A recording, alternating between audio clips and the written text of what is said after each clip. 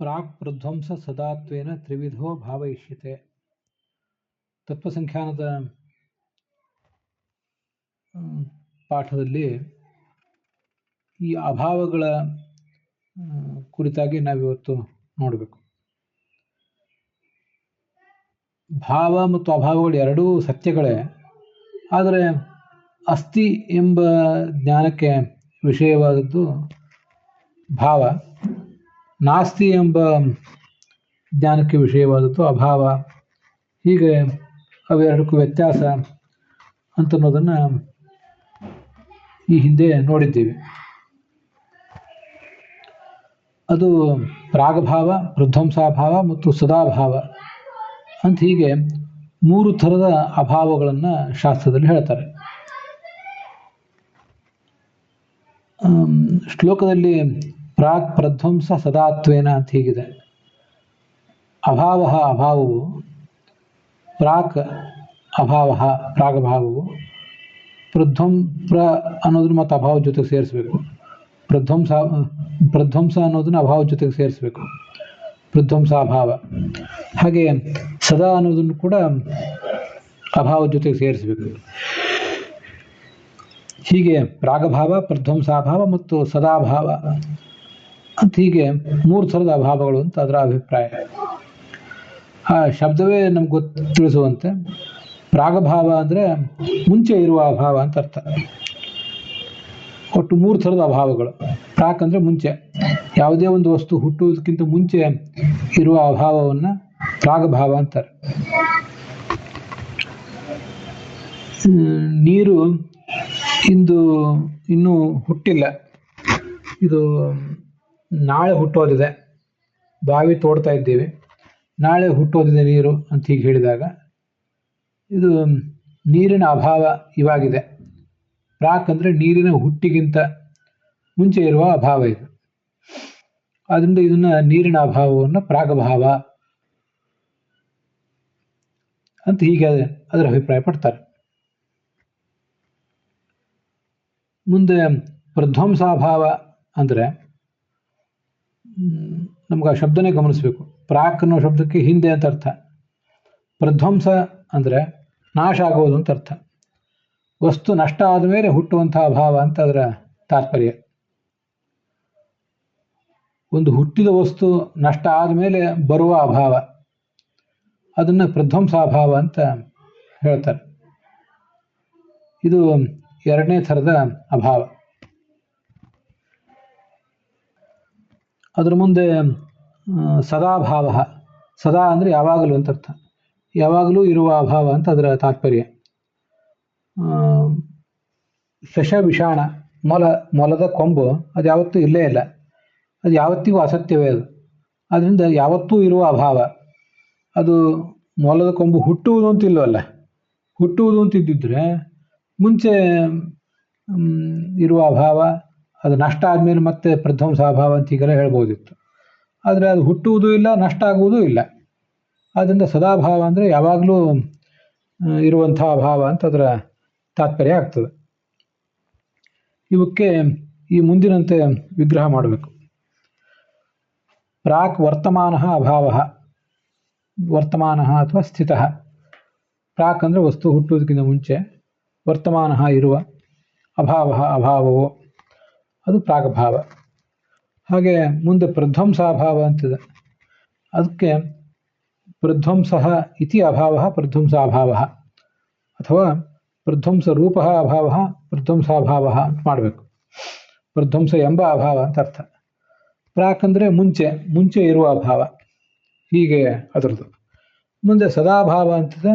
ಅದಕ್ಕೆ ಸದಾ ವರ್ತಮಾನ ಅಭಾವ ಸದಾಭಾವ, ಸದಾ ಯಾವಾಗಲೂ ವರ್ತಮಾನ ಇರುವಂಥದ್ದು ಅಂತ ಅದರ ತಾತ್ಪರ್ಯ. ಹೀಗೆ ಮೂರು ಥರದ ಅಭಾವಗಳಿವೆ. ಇದು ಅಭಾವದ ಮೂರು ವರ್ಗೀಕರಣ ಇವೆ. ತರ್ಕ ಸಿದ್ಧಾಂತದಲ್ಲಿ ಪ್ರಾಗಭಾವ, ಪ್ರಧ್ವಂಸಾಭಾವ, ಅನ್ಯೋನ್ಯಾಭಾವ ಅಂತ ಇನ್ನೊಂದು ಅಭಾವದ ಬಗ್ಗೆ ಹೇಳ್ತಾರೆ. ಅನ್ಯೋನ್ಯಾಭಾವ ಅಂದರೆ ಭೇದ ಅಂತ ಅರ್ಥ. ಅನ್ಯೋನ್ಯ ಅಂದರೆ ಪರಸ್ಪರ. ನೀರು ಬೆಂಕಿ ಅಲ್ಲ ಅಂತ ಹೇಳ್ತೀವಿ. ಹಾಗೆ ಬೆಂಕಿಯೂ ಕೂಡ ನೀರಲ್ಲ. ಇದು ಅನ್ಯೋನ್ಯಾಭಾವ. ಅನ್ಯೋನ್ಯಾಭಾವ ಅಂದರೆ ಭೇದವೇ, ಭೇದವನ್ನೇ ಅಭಾವ ಅಂತ ಅನ್ಯೋನ್ಯಾಭಾವ ಅಂತ ಇನ್ನೊಂದು ಶಬ್ದದಿಂದ ಹೇಳ್ತಾರೆ. ಅದು ಈ ಹಿಂದೆ ಹೇಳಿದ ಮೂರರಲ್ಲೂ ಸೇರದೇ ಇರುವಂತಹ ನಾಲ್ಕನೇ ಅಭಾವ ಅಂತ ಕೆಲವರು ಅಭಿಪ್ರಾಯ ಪಡ್ತಾರೆ. ಆದರೆ ನಮ್ಮ ಸಿದ್ಧಾಂತದಲ್ಲಿ ಅದನ್ನು ನಾವು ವರ್ಗೀಕರಿಸಿಲ್ಲ.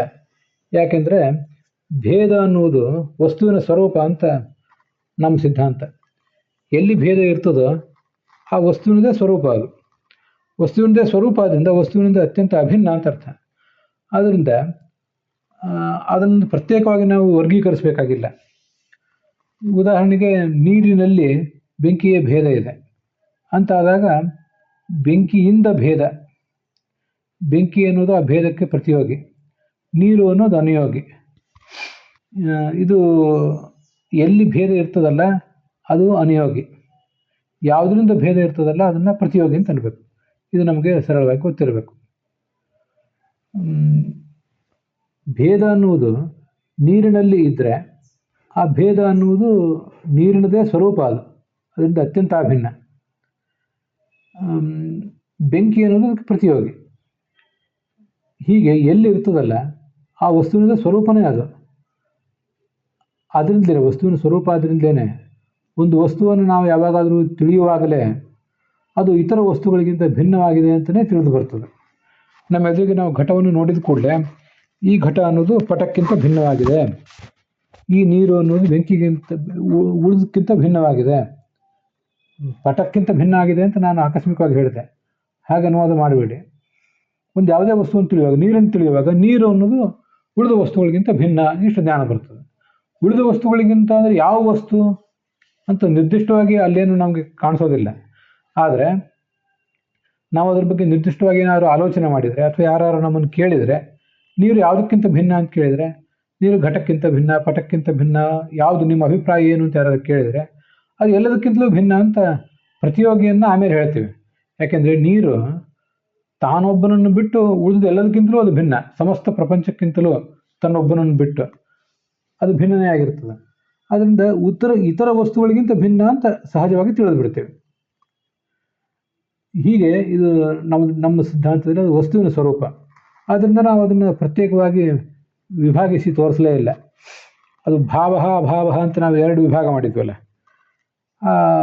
ಅದು ತಾನು ಎಲ್ಲಿರ್ತದಲ್ಲ, ಅದು ಲಕ್ಷ್ಮಿಯಲ್ಲಿದ್ದರೆ ಲಕ್ಷ್ಮೀ ರೂಪ, ಪರಮಾತ್ಮನಲ್ಲಿದ್ದರೆ ಪರಮಾತ್ಮನಲ್ಲಿರ್ತದೆ, ಅಥವಾ ಮತ್ತೆ ಅದು ಜಡದಲ್ಲಿದ್ದರೆ ಜಡ ಸ್ವರೂಪ, ಹೀಗೆ ಅದರ ತಾತ್ಪರ್ಯ. ಆದ್ದರಿಂದಲೇ ವಸ್ತು ಅನ್ನೋದು ಈ ಭೇದ ಅನ್ನೋದು ವಸ್ತುವಿನ ಸ್ವರೂಪ. ಆದ್ದರಿಂದಲೇ ವಸ್ತುವನ್ನು ತಿಳಿದ ಕೂಡಲೇ ಅದರ ಭೇದವು ಕೂಡ ನಮಗೆ ತಿಳಿದು ಬಂದೇ ಬಿಡುತ್ತದೆ. ಕೆಲವು ಬಾರಿ ಅದು ನಮಗೆ ಕಾಣದೇ ಇರಬಹುದು, ಅದಕ್ಕೆ ಬೇರೆ ಕಾರಣಗಳಿರ್ತವೆ, ಅದನ್ನಂತೂ ನಾವು ಇಲ್ಲಿ ಬಿಡೋಣ. ಈ ಕೆಲವರು ಬೇರೆ ಸಿದ್ಧಾಂತದವರು, ತಾರ್ಕಿಕರು ಮೊದಲಾದವರು ಭೇದವನ್ನು ವಸ್ತುವಿಗಿಂತ ಭಿನ್ನ ಅಂತ ಅಭಿಪ್ರಾಯ ಪಡ್ತಾರೆ. ಭೇದ ಬೇರೆ, ಆ ಭೇದವುಳ್ಳಂಥ ವಸ್ತು ಬೇರೆ ಅಂತ ಹೀಗೆ ಅಭಿಪ್ರಾಯ ಪಡ್ತಾರೆ. ಹಾಗೊಂದು ವೇಳೆ ಏನಾದರೂ ಹೇಳಿದರೆ ಆವಾಗ ವಸ್ತು ಕಂಡ ಮೇಲೆ ಆ ಭೇದ ಅಂತನ್ನೋದು ಕಾಣದೇ ಇರಬೇಕಾದಿತ್ತು. ಅದನ್ನೇ ಅಲ್ಲಿ ಹೇಳಿದ್ದಾರೆ. ಭೇದವು ವಸ್ತುವಿಗಿಂತ ಬೇರೆ ಆದರೆ, ಬೇರೆ ಅಂತ ನೀವು ಯಾರು ಹೇಳಿದರೆ ಆವಾಗ ಕೆಲವೊಮ್ಮೆ ವಸ್ತು ಮಾತ್ರ ತೋರಿ ಭೇದ ಅಂತನ್ನೋದು ತೋರದೇ ಇರಬಹುದು. ಅದಕ್ಕೆ ಕೆಲವೊಮ್ಮೆ ಅಂತ ಅಲ್ಲಿ ಅದನ್ನು ಹೇಳಿರೋದು. ಅವಾಗ ಏನಾಗ್ತದೆ ಅಂದರೆ, ಇವನು ಮನುಷ್ಯ ಅಂತ ನಮಗೆ ಹೀಗೆ ತಿಳಿದು ಬಂದಾಗ ಇವನು ಮನುಷ್ಯನೋ ಮರನೋ ಅಂತ ಸಂಶಯ ಬರಬೇಕಾದಿತ್ತು. ಭೇದ ತಿಳಿದೇ ಹೋದರೆ, ಭೇದ ತಿಳಿದು ಬಿಟ್ಟಿದೆ ನಮ್ಮ ಸಿದ್ಧಾಂತದಲ್ಲಿ ಆ ಸಮಸ್ಯೆ ಇಲ್ಲ. ಯಾಕಂದರೆ ವಸ್ತು ತಿಳಿದಾಗ ಭೇದವು ತಿಳಿದೇ ಬಿಡ್ತದೆ. ಅದರಿಂದ ಇದು ಮರವೋ ಮನುಷ್ಯನೋ ಅಂತ ಯಾರಿಗೂ ಸಂಶಯ ಬರೋದಿಲ್ಲ. ನೀವು ಅದು ವಸ್ತುವಿಗಿಂತ ಭಿನ್ನ ಅಂತ ಒಂದು ವೇಳೆ ಹೇಳಿದರೆ, ಭೇದವು ವಸ್ತುವಿಗಿಂತ ಭಿನ್ನ ಅಂತ ಒಂದು ವೇಳೆ ಹೇಳಿದರೆ, ಕೆಲವೊಂದು ಸರಿ ವಸ್ತು ಮಾತ್ರ ತೋರಿ ಭೇದ ಅಂತ ಅನ್ನೋದು ಕಾಣದೇ ಹೋಗಬೇಕಾದೀತು. ಆವಾಗ ಇವನು ಮನುಷ್ಯ ಅಂತ ತಿಳಿದು ಬಂದಾಗ ಮನುಷ್ಯನೋ ಮರನೋ ಅಂತ ಸಂಶಯ ಬರಬೇಕಾದಿತ್ತು. ಹಾಗೆ ಯಾರಿಗೂ ಸಂಶಯ ಬರೋದು ಕಂಡಿಲ್ಲ. ಬೇಕಾಬಿಟ್ಟಿಯಾಗಿ ಯಾರಿಗೂ ಸಂಶಯ ಬರೋದಿಲ್ಲ. ತೀರಾ ಅಪರೂಪದ ಪ್ರಸಂಗಗಳಲ್ಲಿ ಮಾತ್ರ ಇದು ಹಗ್ಗವೋ ಹಾವೋ ಕಪ್ಪೆ ಚಿಪ್ಪೋ ಬೆಳ್ಳಿಯೋ ಅಂತ ಸಂಶಯ ಬರ್ಬೋದು, ಅಥವಾ ಇವನು ಸಜ್ಜನನೋ ದುರ್ಜನನೋ ಅಂತ ಪ್ರಶ್ನೆ ಬರ್ಬೋದು, ಸಂಶಯ ಬರ್ಬೋದು. ಅಪರೂಪದ ಪ್ರಸಂಗಗಳಲ್ಲಿ ಬರ್ತದೆ ಹೊರತು ಸಾಮಾನ್ಯವಾದ ಪ್ರಸಂಗಗಳಲ್ಲಿ ವಸ್ತು ಸ್ಪಷ್ಟವಾಗಿ ನಮಗೆ ಕಂಡಾಗೆಲ್ಲ ಆ ಥರದ ಸಂಶಯ ಬರೋದಿಲ್ಲ. ಆದ್ದರಿಂದ ಆಯಾ ವಸ್ತುಗಳಲ್ಲಿ ಇರುವಂಥ ಭೇದ ಏನಿದೆ ಆಯಾ ವಸ್ತುಗಳಲ್ಲಿ ಇತರ ವಸ್ತುಗಳ ಭೇದ, ಇತರ ವಸ್ತುಗಳ ಭೇದ ಅಂದರೆ ಇತರ ವಸ್ತುಗಳಿಗಿಂತ ಭೇದ ಅಂತ ಅರ್ಥ. ಆ ಭೇದ ಅನ್ನೋದು ವಸ್ತುವಿನ ಸ್ವರೂಪನೇ ಆಗಿರ್ತದೆ ಅಂತ ಹೀಗೆ ಅದರ ತಾತ್ಪರ್ಯ. ಹೀಗೆ ಭೇದ ಅಂತ ಅನ್ನೋದು ಭಾವ ಅಥವಾ ಅಭಾವದಲ್ಲೇ ಸೇರ್ತದೆ. ಅದು ಎಲ್ಲಿರ್ತದೋ ಅಲ್ಲಿಯೇ ಸೇರಿಬಿಡ್ತದೆ. ಅದ್ರ ಪ್ರತ್ಯೇಕವಾದ ವಸ್ತುವೇ ಅಲ್ಲ ಅಂತ ಅದರ ತಾತ್ಪರ್ಯ. ಈ ತತ್ವಸಂಖ್ಯಾನದ ಮೂಲಕ್ಕನುಸಾರವಾಗಿ ನಾವೀಗೇನು ಶ್ರವಣ ಮಾಡ್ತಿದ್ದೀವಿ, ಈ ಹಂತದಲ್ಲಿ ಈ ಭೇದ ಅಂತ ಅನ್ನೋದು ಯಾವ ವಸ್ತುವಿನಲ್ಲಿ ಇರ್ತದೋ ಆ ವಸ್ತುವಿನ ಸ್ವರೂಪವೇ ಆಗಿರ್ತದೆ. ಒಂದು ವಸ್ತುವನ್ನು ನಾವು ತಿಳಿದಾಗಲೇ ಆ ವಸ್ತು ಇತರ ಎಲ್ಲ ವಸ್ತುಗಳಿಗಿಂತಲೂ ಭಿನ್ನವಾಗಿದೆ, ತನ್ನೊಂದನ್ನು ಬಿಟ್ಟು ಉಳಿದ ಎಲ್ಲ ವಸ್ತುಗಳಿಗಿಂತಲೂ ಭಿನ್ನವಾಗಿದೆ ಅಂತ ಹೀಗೆ ತಿಳಿದು ಬಂದುಬಿಡ್ತದೆ. ಉದಾಹರಣೆ ನೀರಿನ ಜ್ಞಾನ ಬಂದಾಗ ನೀರು ಎಲ್ಲದಕ್ಕಿಂತಲೂ ಭಿನ್ನವಾಗಿದೆ ಅಂತಲೇ ತಿಳಿದು ಬಂದುಬಿಡ್ತದೆ. ಆದ್ದರಿಂದ ಭೇದ ಅನ್ನೋದು ವಸ್ತುವಿನ ಸ್ವರೂಪ ಆದ್ದರಿಂದ ಅದನ್ನು ನಾವು ಪ್ರತ್ಯೇಕವಾಗಿ ವಿಭಾಗಿಸಲಿಲ್ಲ. ಅದು ಎಲ್ಲಿರ್ತದೋ ಅಲ್ಲಿಯೇ ಇರ್ತದೆ, ಆ ವಸ್ತುವಿನ ಸ್ವರೂಪವೇ ಆಗಿದೆ ಅಂತ ಇಷ್ಟು ಅನುವಾದ ಮಾಡಿದರೆ ಸಾಕು. ಒಂದು ವೇಳೆ ಭೇದವನ್ನು ವಸ್ತುವಿನ ಸ್ವರೂಪ ಅಂತ ಹೇಳದೆ ಹೋದರೆ ಏನಾಗ್ತದೆ ಅನ್ನೋ ಸಮಸ್ಯೆ ಅಲ್ಲಿದ್ದುದು ನಾನು ಹೇಳಿದೆ. ಆದರೆ ನಾವು ಸರಳವಾದ ಶ್ರವಣಕ್ಕೆ ತೊಡಗಿರೋದ್ರಿಂದ ಭೇದ ವಸ್ತುವಿನ ಸ್ವರೂಪ ಆಗದೆ ಹೋದರೆ ಏನು ಸಮಸ್ಯೆ ಅನ್ನೋದು ಅಲ್ಲಿ ಹೇಳಿದ್ರೂ ಕೂಡ ಅನುವಾದ ಮಾಡೋರು ಅದನ್ನು ಬಿಟ್ಟು ಬಿಡೋದು ಒಳ್ಳೆಯದು. ಅಲ್ಲಿಗೆ ಈ ಭಾಗ ಸಮಾಪ್ತವಾಗಿದೆ.